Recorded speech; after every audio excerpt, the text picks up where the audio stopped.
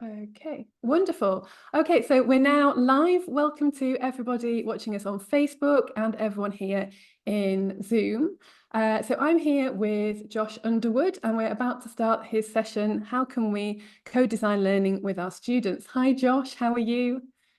Hi, I'm a little nervous and very excited and feeling very privileged to be on a webinar with so many people from so many different places. So thank you everyone for being here. Excellent. And where are you speaking to us from today? On the coast of northern Spain near Bilbao. It's a kind of grey day here, Right, but I quite like that. you quite like Where that. is yeah. Okay. So I'll tell you a bit about Josh before I hand over to him. So Joshua Underwood works with young learners and teachers in Spain and online. He co-edited a handbook of design in educational technology. So look out for his book. And he has co-authored several research publications on learning technology. He's passionate about learning and what it is to be human. And you'll see those passions come through in his talk today. For him, being a teacher and teacher trainer is part of this lifelong journey, which has so far included studying biochemistry, cognitive science, and artificial intelligence and user experience design. So, wow, we're really lucky to have all of that expertise and experience with us today. I'm going to hand over to you, Josh. I'm here if you need me. Okay, thank you very much, Joe. And I hope I can bring together all of the thinking and reading that I've done for many years in this talk in ways that are helpful for you. So, like Joe said, you might be thinking, well, what does this have to do with artificial intelligence?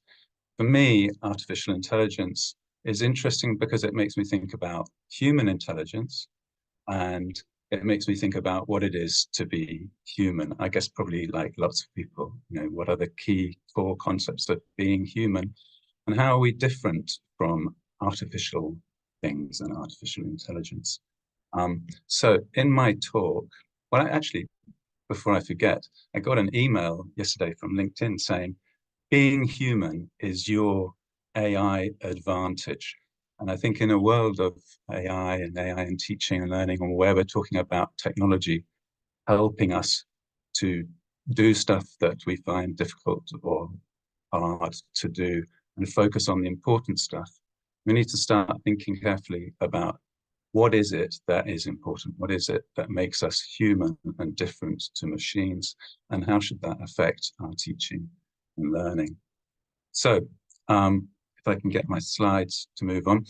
This talk is largely about facilitating conversations, discussion between learners and teachers about learning and about using technology and AI to help us learn and teach. So it's more about those conversations rather than actually using AI as a teacher or with your students. However, there may be ideas that come out of that co-design activity with your students about how to make good, effective uses of AI in your teaching. And before I proceed to the talk, I'm going to read the same statement that Joe mentioned earlier, which reminds me, in the chat, can people say whether they came to Joe's session earlier? Before using any AI tools, make sure that the relevant people, learners, parents, and school communities know you're using this tool, and encourage students not to share any personally identifiable data while using them. Some tools may collect data and some may have age restrictions. For example, ChatGPT requires that children ages 13 to 18 obtain parental consent before using it. So find out what you can about each tool before using it. Okay, now to move into my talk. In this session today, first of all, I'm going to tell you a story. And actually, that's the only time that I've used AI in this talk, and I'll explain why. Then I'll talk about why co-design or participatory design and participatory techniques are important for teaching and learning, why they're a good idea, and how we might use these techniques to work with our students to understand the ways they want us to use AI, we might use AI, the risks and the opportunities of using AI in our teaching and learning. And I'll finish with some reflections, my own reflections and your responses to this talk. Okay, so let's move on to the most important thing, first of all, and that is you and what you bring to this talk. And this question is for you too, Joe.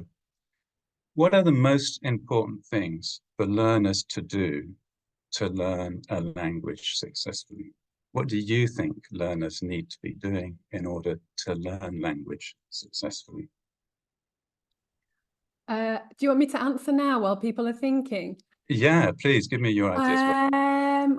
I would say use the language. Try to use it for communication. So practice, lots of time practicing. Yeah. And you mentioned I said lots of time practicing there. I think that it's really important to spend time with the language, engaging with the language in a meaningful way, which probably requires making an effort. But of course, if you're enjoying what you're doing, maybe that effort is less problematic. So I would say spending time, making an effort. Other things that people think they need to learn to like the language, they need practice, they need to have fun. Okay, so there's some great answers in here. Contextualizing the language. I think that feedback and help is also very important.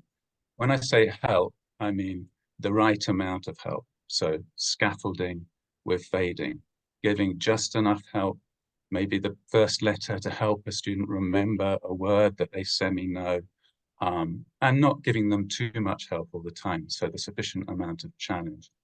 So I'm glad to see scaffolding and support in there as well. I love it. I'm going to disappear because you've got some great answers in the chat. Okay, thank you. That's great. So now Joe's disappeared, but here is the second question. If those are the most important things for language teachers, sorry, for language learners to do, what are the most important things for language teachers to do? What do you as a teacher need to do in order to get your learners doing those things? Can we have some more? Yeah, motivate, be empathetic at every stage, inspire. Joe, what about you? Yeah, I think motivates exactly because oh God, this is really hard. This is hard to expose them a lot to lots of language, give them lots of opportunities, and think about like how you can set up the lesson to be really rich in language input and opportunities for output. Thank you. Great. Okay. And there are lots of fantastic ideas in here: appropriate steps retaining, motivation for speaking and communication, etc. Okay, so I've started with these things because I think that whenever we think about how we want to use technology in language teaching and learning, we need to think first about, well, what is important in language teaching and learning? What is important to do as a learner? And in consequence with that, what is it important for us as teachers to do to help our learners learn?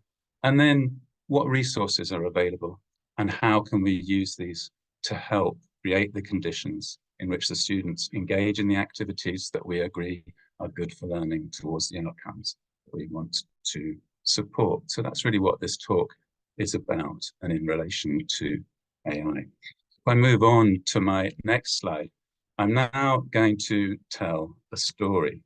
I'm going to move the slide on to the story, but I'm going to actually tell it myself. I'm going to read it. So you may want to put captions on to hear me reading it, to see what I'm saying, sorry, to support my reading.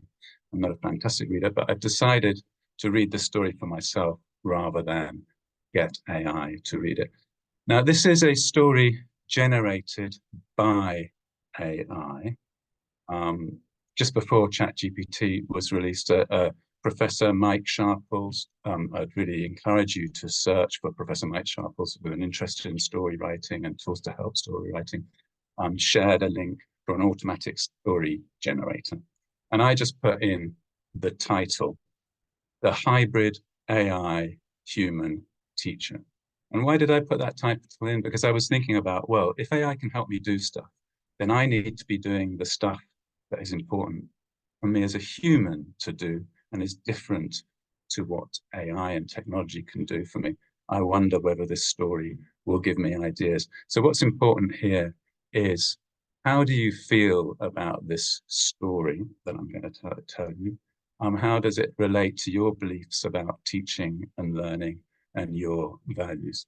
So I've said I'll stop sharing the screen. I'm just going to move on to the story, and I'll stop sharing the screen, and I'll try to look at the camera as I read the story. And I'll ask you if you want to turn on the captions, which will be AI helping to transform my spoken voice into writing. So the future is here. The hybrid AI human teacher is the perfect blend of machine and human teacher, able to deliver classes with speed and efficiency of a computer while still being able to connect with students on a human level. This new breed of teacher is taking the education world by storm, and it's not long before every school in the country is using them. They're cheaper than human teachers, and they don't get tired or need to take breaks. Students love them too. They're never bored in class, and they always get perfect scores on their tests. Okay, so I need to go back to share my screen again, if I can find that. So share. Okay, so I should be now sharing my screen again. How did that make you feel, that first part of the story? How does that interact with your beliefs? What is good and bad in that story? Some of the things that I noticed, if I move on to the next slide, were things like speed and efficiency. Speed and efficiency is good. I guess if you're a learner, you want to learn quickly and efficiently. School systems, education systems want to deliver the curriculum quickly and efficiently. I was glad to see that it mentioned connecting with students on a human level. Maybe there's some tension between speed and efficiency and connecting with students on a human level. This new breed of teachers taking the education world by storm. Not long before every school in the country is using them. They're cheaper than human teachers. As a teacher, perhaps that worries me. I'm competing with a cheaper version. But as a provider of education to all and equal access, and as a payer for education, maybe that's good. They don't get tired or need to take breaks. Okay, that's not very human, but it helps with speed and efficiency. Students love them. Students love them, and they're never bored in class. Is this good? This engages with my beliefs about engagement being important, about spending time and engaging on the materials. And they always get perfect scores on tests. If education is also all about those perfect scores, about getting the right grade, maybe that is also a good thing. Or is there something that worries you about that? I don't know. Share your comments in the section below. There is another section to this story, part 2. I'm going to move on to part 2 now. Yes, what about accuracy? I'm going to move on to part 2 now. I'll stop sharing and I'll read again. But there's one problem. The hybrid human AI teachers are starting to become too perfect. They're starting to see the students as nothing more than data points, and they're starting to lose their humanity. The students are becoming afraid of their teachers. The parents are starting to notice something needs to be done before the hybrid human AI teachers take over the world completely. Okay, I shall go back to sharing my screen. But how does that make you feel? There's a sort of dark twist to the story now. What is worrying here? Are these the right things to be worried about? Here are some of the things that I noticed. So I'm going to click on my slides again. Too perfect. Do you agree? Can a teacher be too perfect? If you're too perfect, you don't make mistakes, you don't recognize them, does that lose your authenticity? Does that destroy the human connection that we also need? They're starting to see the students as nothing more than data points. What else, in what other ways do we need to see students other than their scores and understanding? The students are becoming afraid of the teachers. Is this good or bad? Is being afraid of teachers something that we should have there? The fact that you shouldn't be afraid of an AI if you don't trust it, or maybe you should, I'm not sure. What has fear and love got to do with teaching and being human? Something needs to be done before the human hybrid AI teachers take over the world. Okay, and this is some sort of call to action, to do something about this future that we don't really like in some ways. So, what is my point with this story? Obviously, the computer that made this story just mashed up some of the things in its training data to make a kind of story with a twist. What's important is how it makes me feel, or how it makes other people who read it feel, and what we do about it.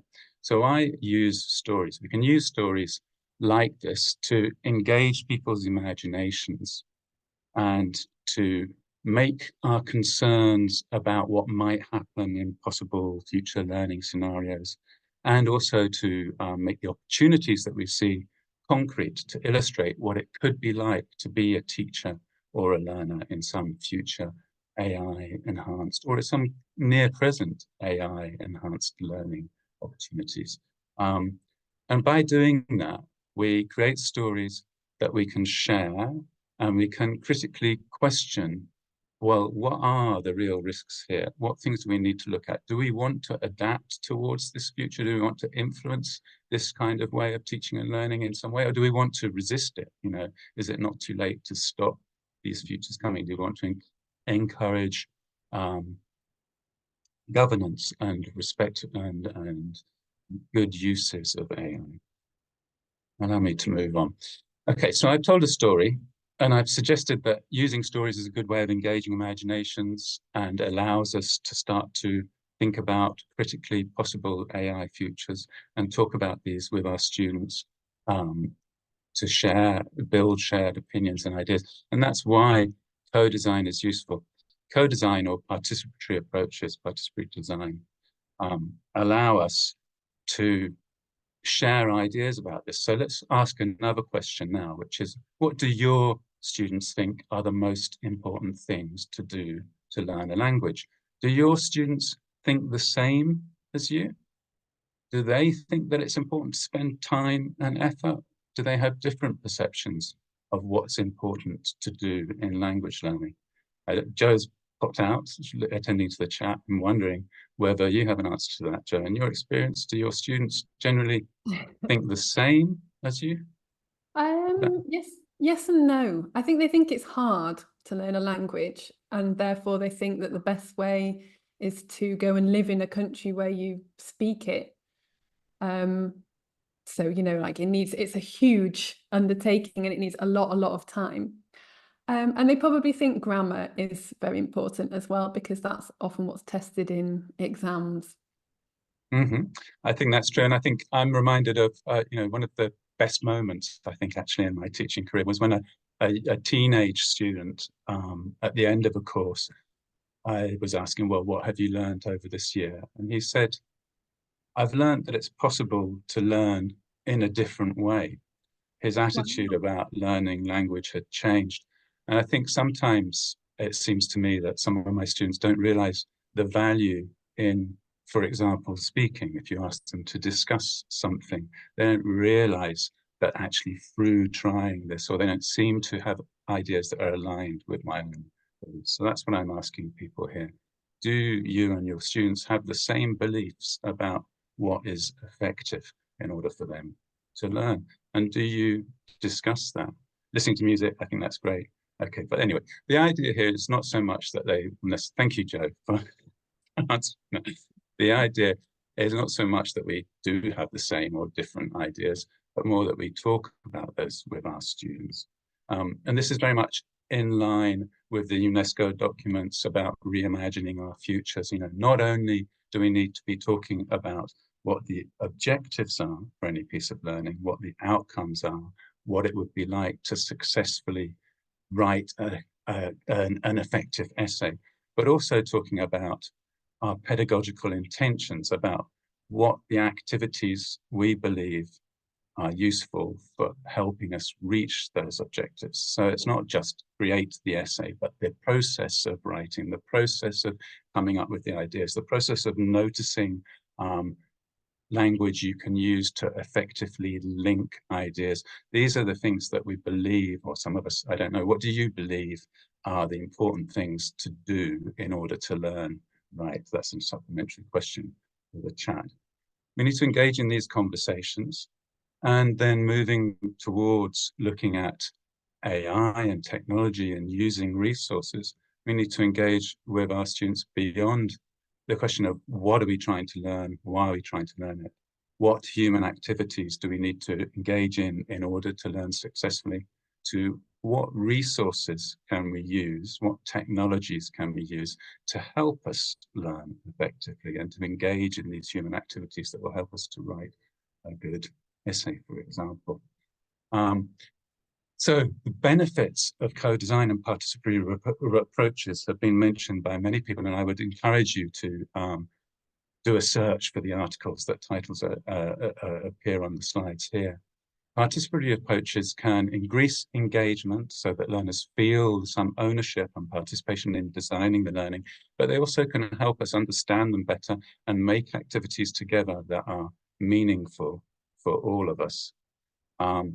And beyond that, participatory approaches can help us to design activities together, and through that process with our learners, develop better understanding of how they perceive the opportunities for learning, and then a better understanding of how we perceive the opportunity of learning. And also they can help us to come up with creative solutions that we might not have seen ourselves. You know, they may perceive different opportunities. And I really highly recommend reading that article, the Boucher Smith one, for looking at what I would consider it to be a very participatory design of learning in concrete examples. So what can you see on the screen now? Put your answers in the chat. What do you see on the screen?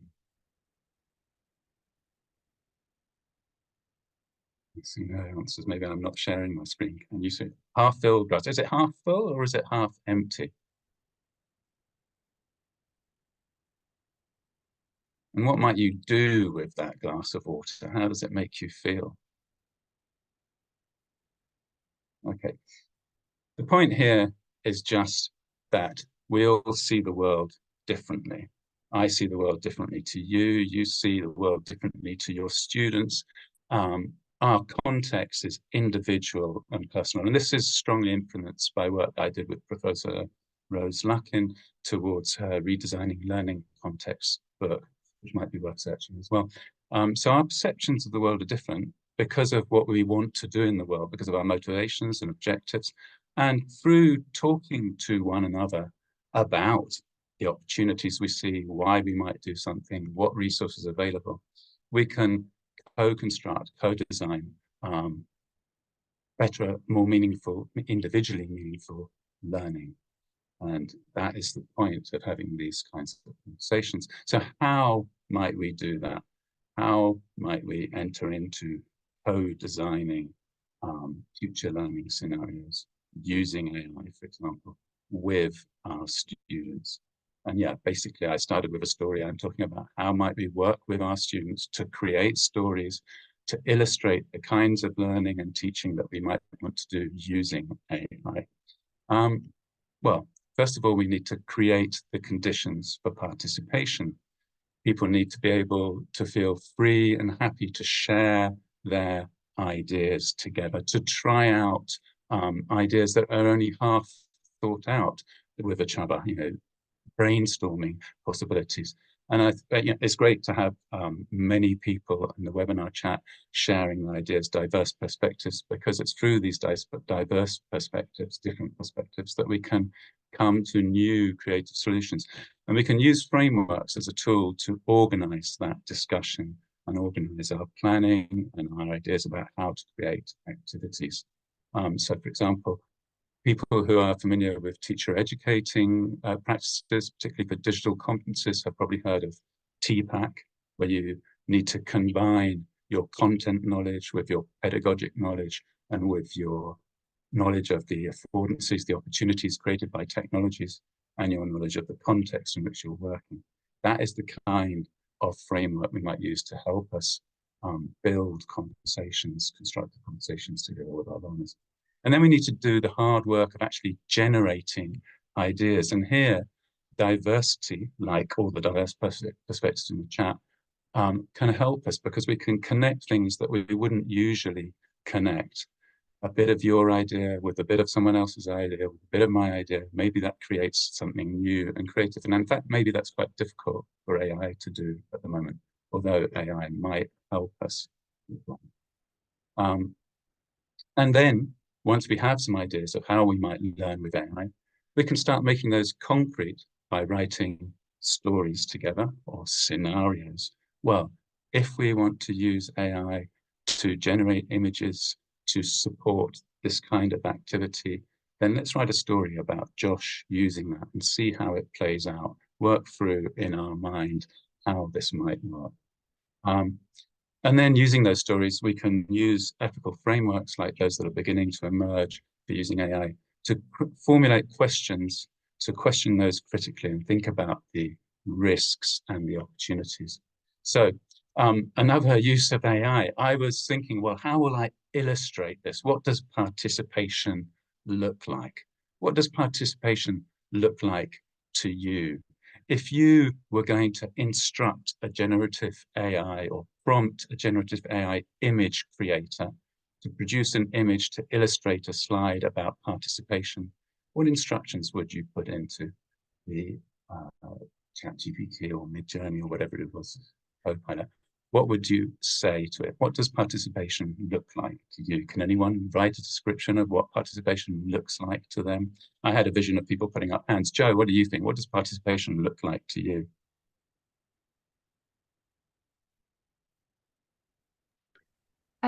I think it feels like, and it looks like everybody being and feeling involved in some way. Great, thank you. Okay, so what I'm doing here, rather than creating an image and getting AI to do the work for me, is asking you to do the work to envisage participation and to start thinking about participation. And I think that's important with our learners and with all uses of AI. In fact, who do we want to do the effort? Do we want the AI to make the effort, or do we want to make the effort? There are lots of, I'm not going to go into these, but there's lots of advice about how to create safe speaking environments, how to create participatory environments and good rapport with your students. I think one thing that I like doing these days is going beyond talking about the objectives and asking students to help relate the objectives of some curriculum to their own objectives. To also talk about, in this lesson, in this activity, what can I as a teacher do to help you achieve success? What can you as a student do to help yourself achieve success? And what can you do to help the others in our community achieve success? So this is to share responsibility, encourage responsibility, but also to encourage cooperative learning by giving them challenges cooperatively, by which I do mean, okay, so let's talk together in groups. We'll separate into 3 or 4 groups, and each group, I want you to work through a design process to think out how we might learn this activity, this objective, more effectively using different resources. So we can create conditions for participation and then use frameworks like the one that I'm using in this next slide to help frame the conversation to build those ideas. So, for example, we can start with the objectives. What are we trying to learn? Why is that relevant? Why is it relevant to you? In order to learn that, in order to learn how to write a good essay, for example, what do we believe you need to do?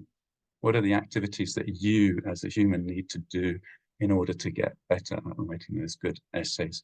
Practice writing, practice linking ideas together, notice good ways of connecting ideas, etc. Let's talk about those with our students. And now, what are the resources available to us, and how might we use those to help us to learn those things, to help us engage in those activities?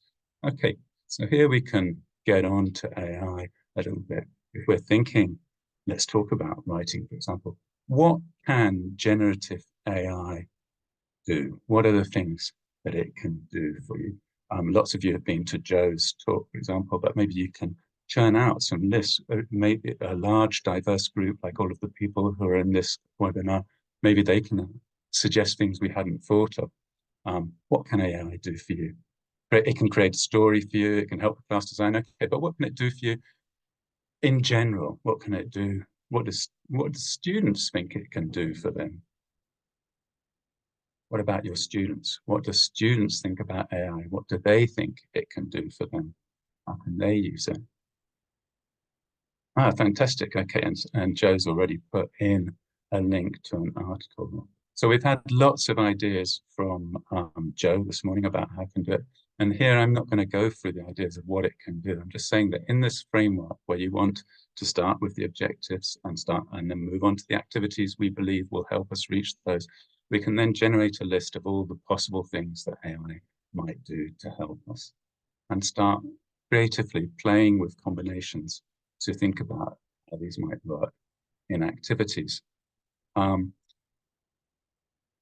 If you want a list of the kinds of things that AI can do for us, look at Nick Peachey's article on generative AI in the language classroom, or look elsewhere. But obviously we can use natural language to create texts, images, video, music. You know, the story that I presented earlier, I could have just put that into a video producer, I guess, and got audio visual communication of that story. Maybe that would have been better. I'm not sure. You can share your thoughts in the chat. We can use it to summarize, translate, rewrite. We can use it to prompt us, to ask us questions. You know, put in a text and question me about what I've understood about this. We can use it to engage in dialogue. Lots of things that Joe has demonstrated earlier. Lots of things that you'll be able to find out more by going back to that talk as well. Okay, so what do students think about it? Here on this next two slides, there are some references to reports that you might want to look for online, to search for online, that are fairly recent and come from surveys of students. And this one, the Teen and Young Adult Perspectives one, suggests that attitudes are both positive and negative, and I expect that's probably the same. What do your students think? Are they positive? Are they negative? And then what do they use it to help them do? Get information, brainstorm ideas, help with schoolwork. Okay, it can help with motivation as well. A more recent JISC University, UK University report suggests that from last year, from 2023 to this year, 2024, there's a shift in students using AI as a tool to provide answers, to get the answer quickly, towards a collaborative helper, which is something that came up in Joe's talk, and I think people are mentioning here as well. Now they're using it to help them improve their comprehension. Can you suggest ways to improve what I've written, to make it more concise, make content to support their own slideshows and stuff, to use it in learning? So rather than summarizing the article, perhaps to ask me questions about my understanding of the article, etc. Other ways that are reported to be attitudes and uses. One interesting report, I think from a Pakistani university, but is in a higher education journal, suggests that students were more likely to use ChatGPT when under higher academic workload and time pressure.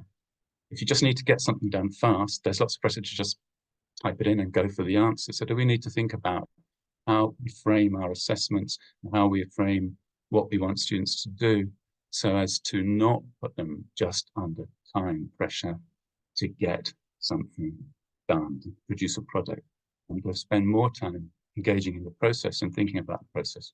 In fact, in The Guardian yesterday, there was an interesting article about AI and assessment and looking towards motivating and evaluating and assessing process in writing rather than the final product to support learning. And another final piece of research that was published on the gov.uk Department for Education Research, education site in the UK recently, was that opinions are not fixed yet. But through talking to students and parents, for example, people can change their ideas about whether they want to resist or go along with different types of use. Okay. In relation to this, and to give you something useful to look at if you're getting bored of what I'm saying, etc., on the Teaching English website, there is a great lesson plan from Nick Peachey called What is AI, which you can work through with students, and that will give them some more grounding of understanding of the things that AI might be able to do, which they can bring into this co-design process. So I'd encourage you to look at that. Okay, we move on to step 3, which is ideation. How might we learn to do this by engaging in the activities that we're talking about? And how might we use technology to help us do this? Here we're trying to brainstorm and get groups of students to figure out, well, we could use AI to do this, to help us engage in this in order to learn this.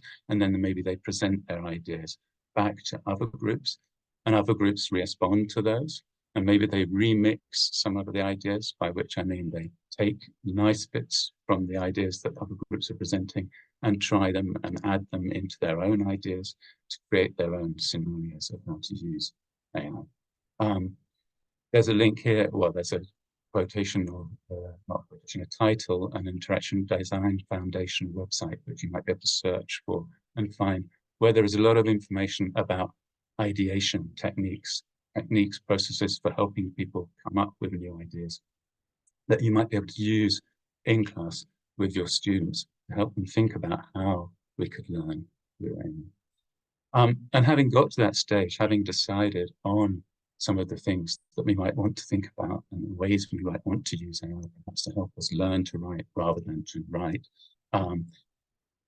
we can speculate about that future and create scenarios, more concrete short stories or stories, to make these ideas more concrete and communicate them to other students, to other teachers, to other learners, and also to allow us to explore and challenge the ideas in there.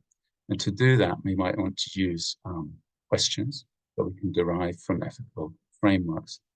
And there's a really nice example here of very, very similar in some ways to what I'm talking about. I hope, Nick, that you won't mind me saying that.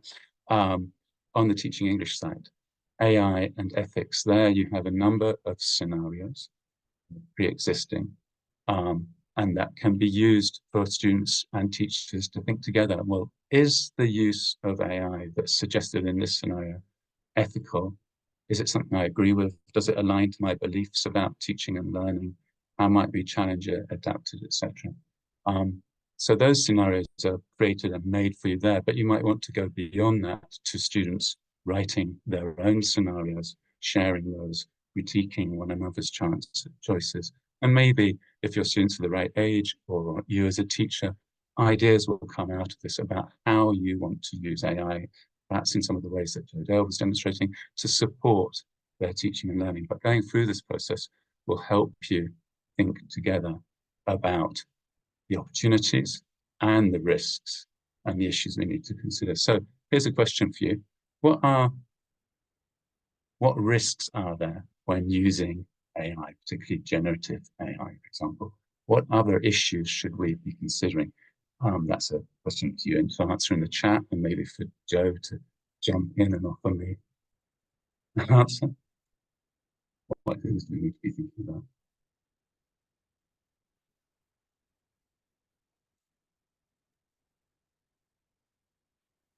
Okay, sorry.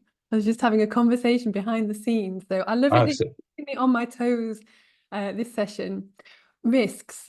I think there are risks possibly around data and where that data ends up and what it's used for, and in whose hands, like, is it ending up with big tech?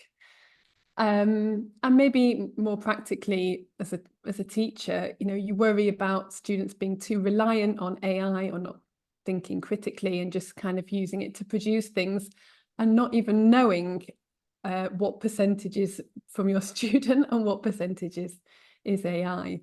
That's a great point. I'd love to come back to that one about the percentage that's from the student and the percentage that is from AI.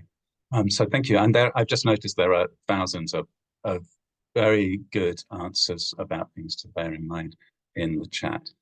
So if I move on to my next slide, we can use frameworks like the one from UNESCO or different organizations in different countries using their own, and Microsoft and Google also have them, to formulate questions like, number one, what is the point of this activity? Why use AI in order to do this? And given that we've got a scenario or a story that we've written, who is actually gaining from this? Is it you, the teacher, the learner? Is it the provider of the system? And also, what might we lose? What are the costs? So, for example, I think a lot of the advertising for teachers is about time saving. And I read a lot. I enjoy reading. But sometimes I think, well, I haven't got time to read everything. So maybe I could ask AI to summarize an article for me. And I thought, well, I'll try that. Instead of reading this article, I'm going to get a quick summary of it. And then I can compare what I get out of that quick summary from reading it myself. And I think that I saved a lot of time. And yes, the key points in the article were there in the summary. But by not reading it myself, when I read it myself, I realized that I made a lot more connections to my own personal lived experience. The whole thing was much more meaningful for me. I spent more time and more effort, but I have a better memory of that and more connection between the abstract ideas and my own concrete experience. That's what I noticed.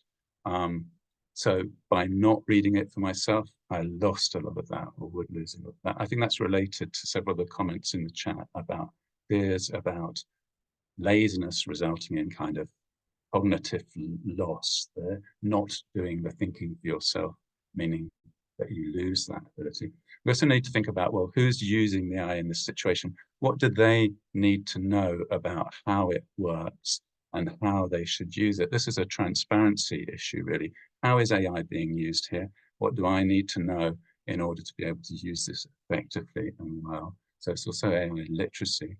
And in relation to that, well, what and whose data might be input in this? What data was required for training it? Was that copy? Is it fair? Is it stealing artists' work? What about the data of the people who are using it? What might they accidentally reveal to the system? How might it use that to learn? And might it use it against the people who are using it? And how are rights protected and safety ensured in this scenario as we assess it, the stories that we're creating in the system? How could accuracy be ensured? We know that we need to check for accuracy. Well, we need to fact check humans as well. You might want to check my understanding of the literature as well.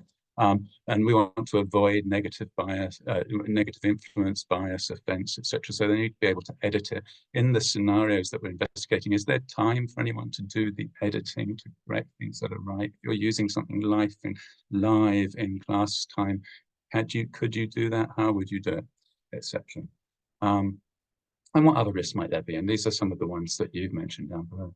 Replacement of human social interaction, dependency, reliance, becoming reliant on a free tool that later becomes paid and building a relationship, diminished human intelligence, and climate disaster as well.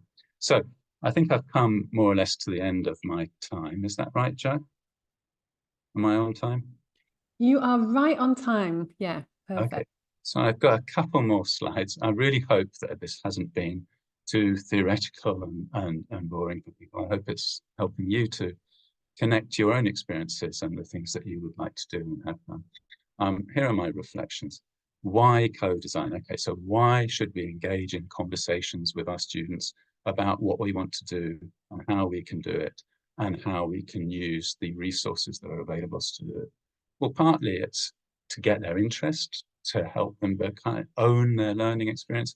And also it is a literacy issue. It's to get them thinking about generative AI, thinking about learning, metacognitive skills, working together to learn. How do we need to facilitate co-design? We need to create an environment in which people feel free to participate, able to participate, want to participate. And we probably all know about that, creating rapport, using students' names, being authentic, not being too perfect, perhaps ourselves. We can use frameworks to help us think about these things, like why are we going to learn this? Why is it relevant to you, to me? What activities do we personally as humans need to engage in order to achieve these outcomes? What is our pedagogical beliefs, our beliefs about learning, like we started with? And what resources are available to us and how might we be able to use them? Getting those components, we can mix them together in random ways until we come up with ideas that sound or feel promising. So we might do that in class with others. And create scenarios or speculative futures that enable us to make these more concrete, to reveal some of the issues to reveal some of the opportunities to discuss these and to question them critically. So this is kind of typical critical thinking questions, but derived from ethics frameworks that help us think about this new, unfamiliar AI world. And that's basically the end of my talk. I did want to say something about the opportunities for using AI in learning design, and I wanted to invite you to come back with your questions and thoughts. So very quickly, participatory co-design. One of the issues with co-design and participatory co-design is people say, well, it takes a long time. Engaging with one another is difficult, etc. Can't we just get AI to do all of that for us? Can't we ask AI to give me 20 student perspectives on how we might do this activity, etc.? Can't we get AI to do some creative brainstorming for us? I think we can do that, and it might be helpful. But we lose the opportunity to learn together as humans and to become more metacognitive and become designers of our own learning. And also, I think recent research on using AI to support creativity and to support social research and to support learning design suggests that there are some limitations about using AI in creative tasks. I'll show some references for that in a second. The other question is, why do anything for yourself if AI can do it for you? What are people's answers to that?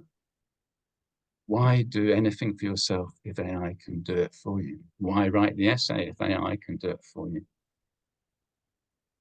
Does anyone want to answer that? What about Joe? Do you want to answer that? Why do anything if AI can do it for you? It is a very good question. You can see why our students think there's no point, can't you? Yeah, I mean, I would say because we need to learn from the process, right? It's not just about the product. And I've liked that throughout your talk. It's the emphasis on this process. It's the learning to thinking critically. What are the steps? So if you can't do it, then you know, it is scary, the thought that AI can end up doing things that we don't even understand how it's arrived at that answer. Okay, so that's I would say, well, because you enjoy it, and maybe because you want to learn how to do it. I think that relates to scaffolding, which was right at the beginning, and beliefs about learning. You know, creating an AI tool to get something done, that's very interesting for business. But getting something done is not the same as learning how to do something. And most of the tools that we're engaging with are created to get stuff done. They're not created to give you just enough help to make you do it and learn how to do it. So I think that is a key difference.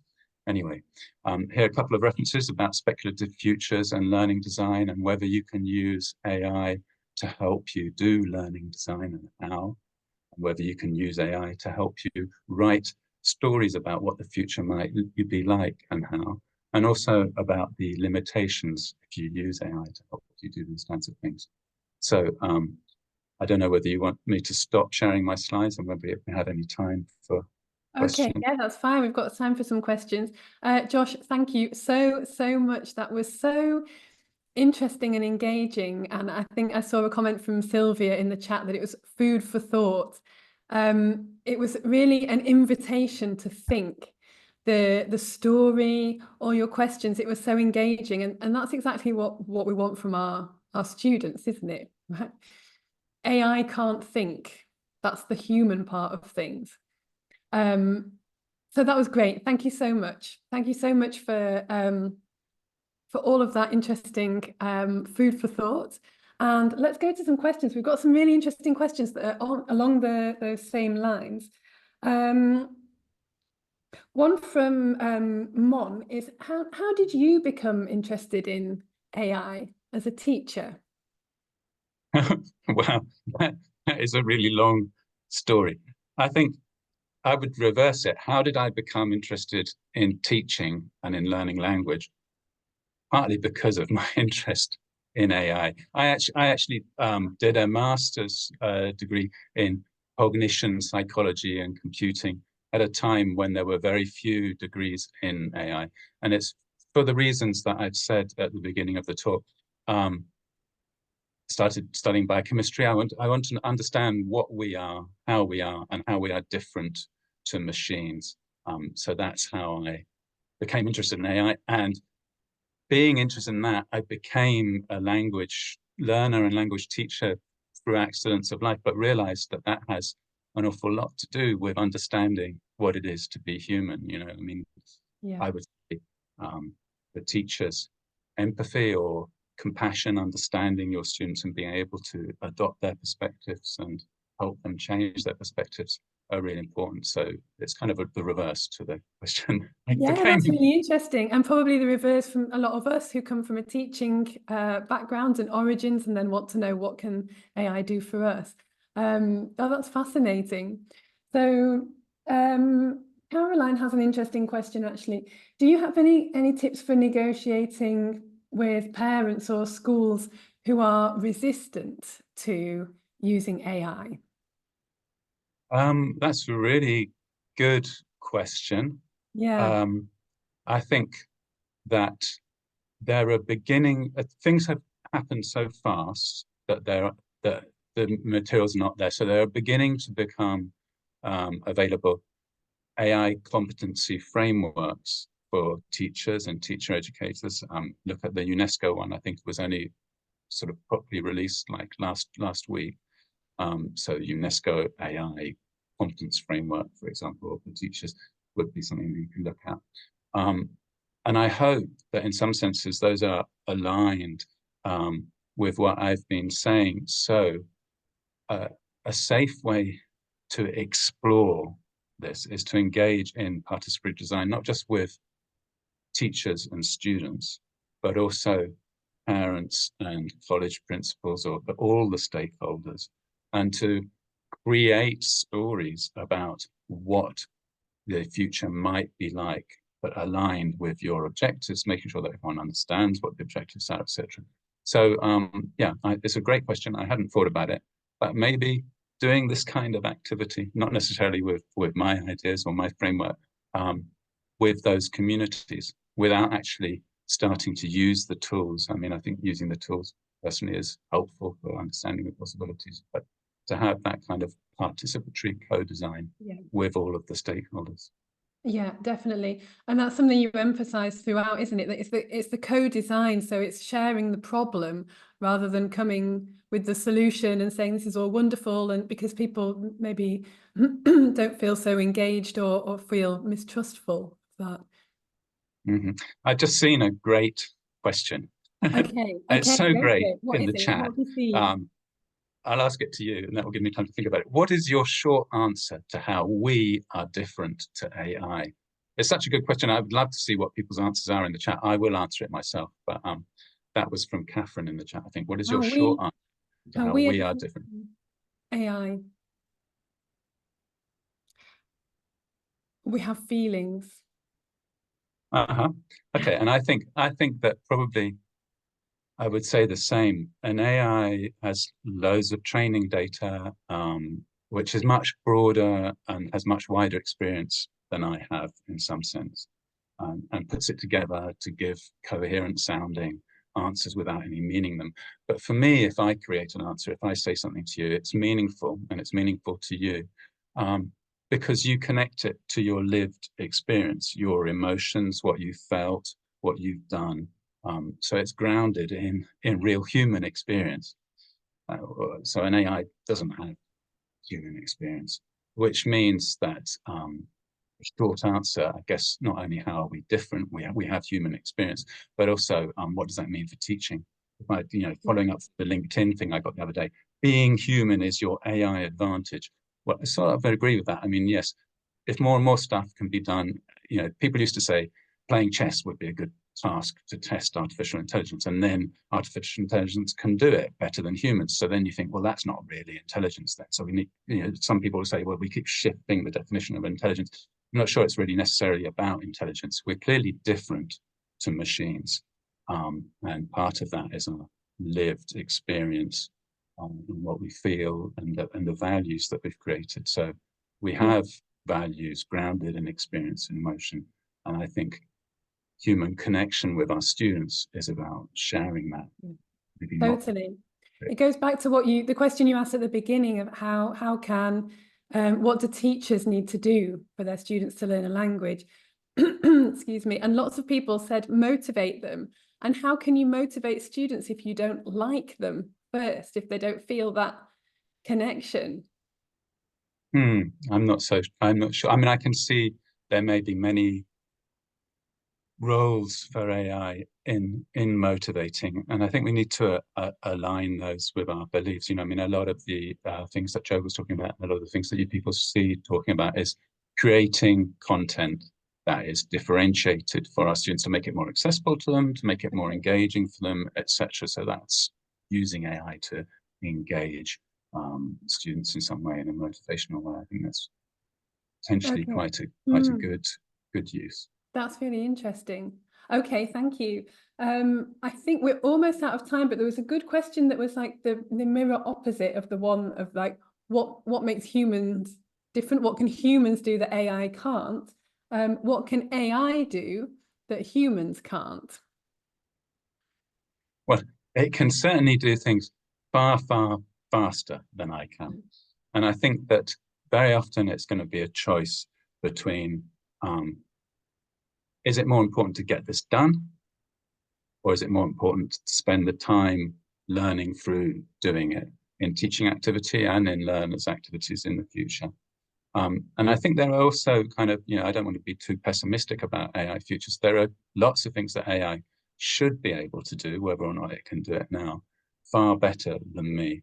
And I think, for example, maybe actually assessment combined with human oversight is one of the areas where it might be better, because my judgments about the world are, I can try and be non-biased, but it's grounded in the language I've heard, etc. So if we wanted to have a kind of non-regional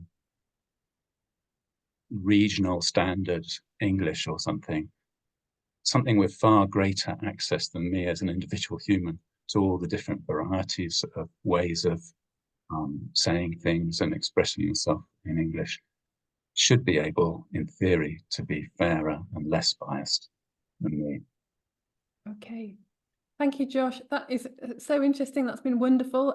We're just out of time, so we will finish, but I will mention that you're back, aren't you, for a Facebook Live on the same topic on the 23rd of September. We'll put the link to the information in the chat, so don't miss that.